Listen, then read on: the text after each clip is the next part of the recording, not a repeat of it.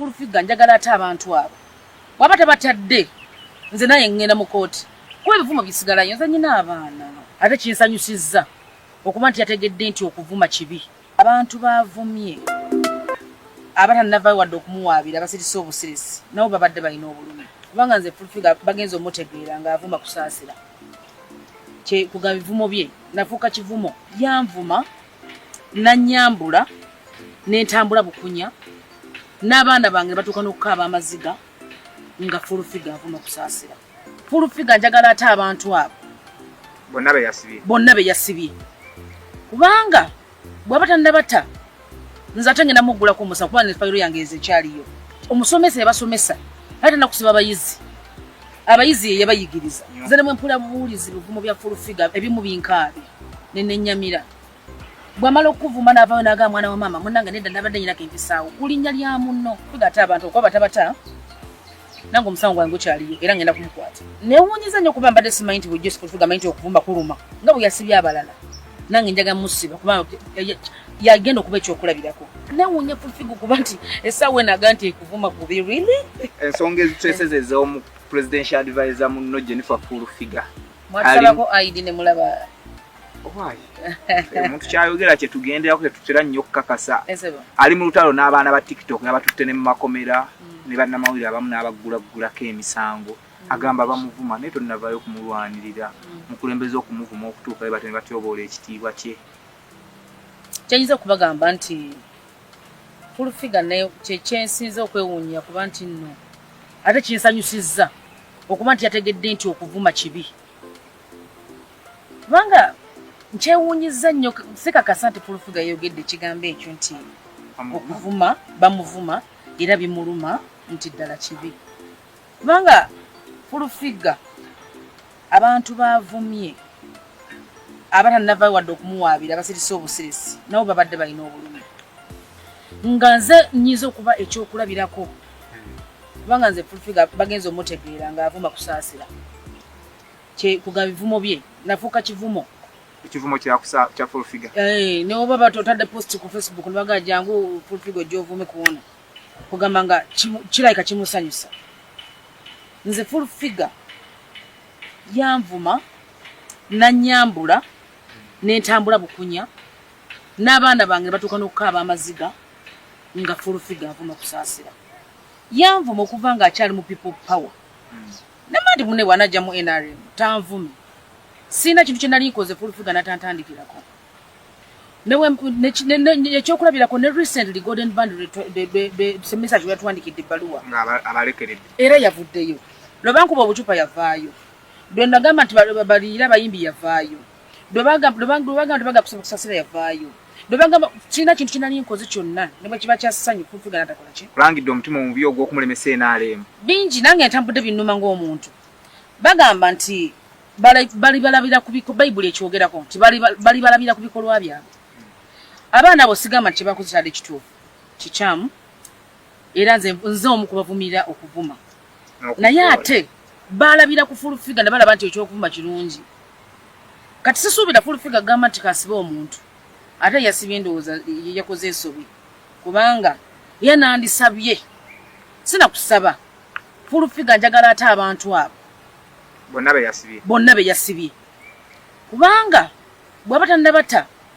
nze ate ngenda muggulako omusa kuba ne fayiro yange ekyaliyo sigiclosinganga njagala ekyaliyo bw'aba tannabata kitegeeza balabira ku ye ne bagamba nti okuvuma kiki kirungi bonna babuloga abasinga bolaba bonna ababadde bavuma Fulufiga yabalage ku muntu bw'ovuma munnange ofuna kino bw'ovuma olabira balabira ku ye kati suubira Fulufiga kusiba muntu kuba nze simusibanga yafunamu ne ranka ya general yafunamu ne ranka naye nze kennyini simusibanga kati kitegeeza abantu abalina okubata omusomesa yabasomesa ate nakusiba abayizi ye yabayigiriza okitegeera kati Fulufiga njagala ate abantu abo bw'aba tabatadde nze naye ngenda mu kooti kuba ebivumo bisigalayo nze nyina abaana nyina abazadde nyina abantu abandabirako abagomba Catherine ba fans abagala Catherine Kusaasira kati boy tiyabamenya mitima oba nze Fulufiga tiyamenya mutima nze ne mpula buwulizi bivumo bya Fulufiga ebimu binkaabi nenyamira bwamala okuvuma n'avaayo n'agamba mwana wa maama munnange nedda nabadde nyinako empisaawo kulinnya lya munno kati bwaba kiba kibi wakigwa tosi bwe kiba kirungi wakyoba osiba banno era nandisabye era nandimugambye fulfiga agenda abate simusaba mulagira abate baba atabata era muwadde essaawa 24 yagambye tagenda bata anti bw'atabata nze kisiza okunzijayo okuba nti mbagamba kino okumugamba ate abantu abo lwa muzadde oli gw'oyasibye mama w'omwana omukazi munaku omusibye talina kyakulya talina kiki omusibye naye amukwatibwa ekisanga nange bwe natunulira famire ye nga bwenatunulira famire ye nange mpulira ekisa yagamba ekyamunyiziza bamuvumye nnyo ne bavuma nnyo n'omwana we omuto nze nyina junior ense mumanyi nyina funeral nyina abaana bange nyina Kenneth nyina abaana bange bangi n'abandabirako kati abaana bange abo bo bali bawulire bati oba mama wange kuba mama wange lumu yatuuka n'atuuka n'akaba nange omukazi oyo wamukola ki kati nze nkole ntya kuba nze fulfiga nze erinnya lye yalifuna because of Makatha Kusaasira ensi yonna agivumye avumye abasumba avumye abanabyabufuzi avumye mama na reiso avumye kira muntu buli muntu yenna amuvumye yasooka kuvuma president Museveni okitegeera buli muntu amuvumye kakati kinsanyusiza okuba nti yategedde nti okuvuma kiruma kubanga ye akyewanja namu n'agamba nti nno okuvuma kitone mbuga osobola okuvuma omuntu n'akaaba really oyinza okwewaaba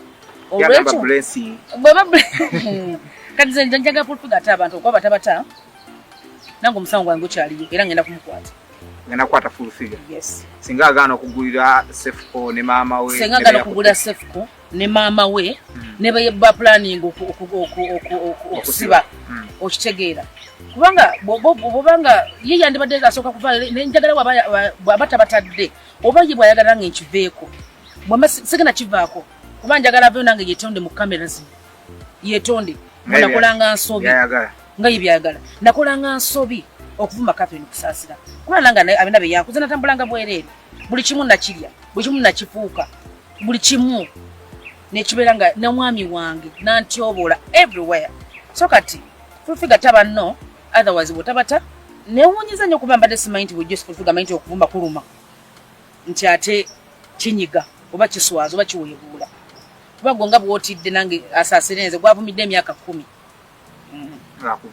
obadde omanyi ye ali mu kazannyo alina kyayisaawo naye bwe kiba naye kyamulumye kisanjuza okuba nti akitegedde kibadde kinnuma ebbanga lyonna naye ate sigenda kivaako nga bwe yasibye abalala nange njaga musiba kuba yagenda okuba ekyokulabirako alina abalala babadde bamuyigirako batege nti okuvuma kiki kibi yagala katumusetinga nga example yes nga bayagala abalala babenga example naye alina okubeera example kuba bayigirako yeye musomesa musango guno ogenda gugulawo bupya oba musango gye guli alina empya ngenda giteekawo waliyo n'ebivuma ebipya byakuvuma waliwo ebiri recent bya golden band bino byanvuma mbu simanyi n'omululu ngenda biki NRM yansangayo kati simanyi kugabula kimwe badde akiripira nga nvuma oganga nafuuka ekivumo tambulira ku linnya lyo nga nafuuka ekivumo talina gwatavumye talina gwalatyobodde talina newuunya fulfiga kuba nti essaawa enaga nti ekuvuma kubi really kikolwa kino abantu tebakitwala nti lutalo lwa presidential advisors nze simbeera nkona lutalo kubanga nze fulfiga ebbanga lyemulabidde singa nalina nyina olutalo naye lwamaanyi nandibali nalukola naye kinzijeeyo kuba nti njagala ate omukyalo oli ongambye tolabanga nakwa ID ye esinga okwewuunyisa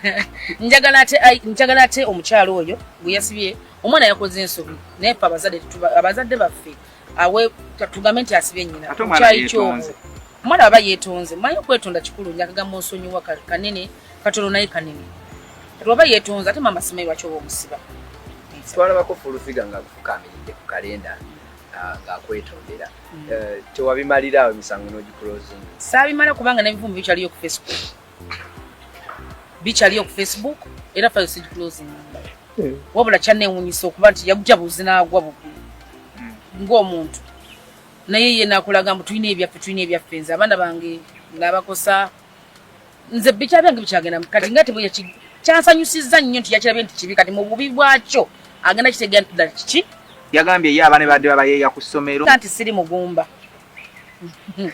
siri mugumba nange nyina abaana ate nyina omwami obulubi naye abulozezzaako ate omwami wange ensi emmanyirwa kuba nti temukola kitemanyi tegeera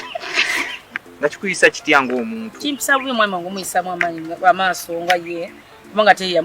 yamujja ne mu kyalo naye nga ye atulaga nti tugamba naye ate muzo omwami wange amanyi okuba yebbaawo omusenge kitola ki temanya badde gezaako kubanga emutegeera naye tulaganga mpulira muwulire simumanyi nitulaba azaala baana omuntu nga Fulufigo kuba nti yeeyita presidential advisor ate ng'akola ebikolwa bwe biti kitegeeza kikyoboola ekitiibwa ky'obwa presidential advisor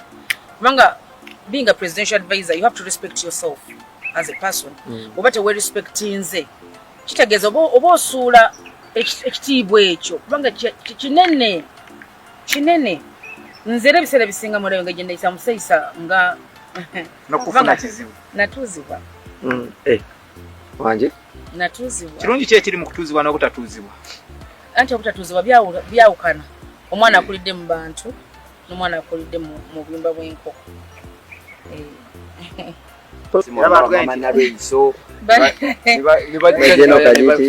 Mama Nariso ng'akubira Fulufiga really mubuuze nze kwa Mama Nariso mukwano gwange but sikiwanti nno simanyi but nga president naye ali presidential advisor naye nga I don't think so. Enkolagana Mama Nariso ayagala nnyo omuntu eyeyisa obulungi. Abanene abali mabega wa Fulufiga tobatidde. Nze ndi presidential advisor. Ne ID yange kyesoma. Anti ye mama Museveni. Ate ne yagamba. Ajibalade.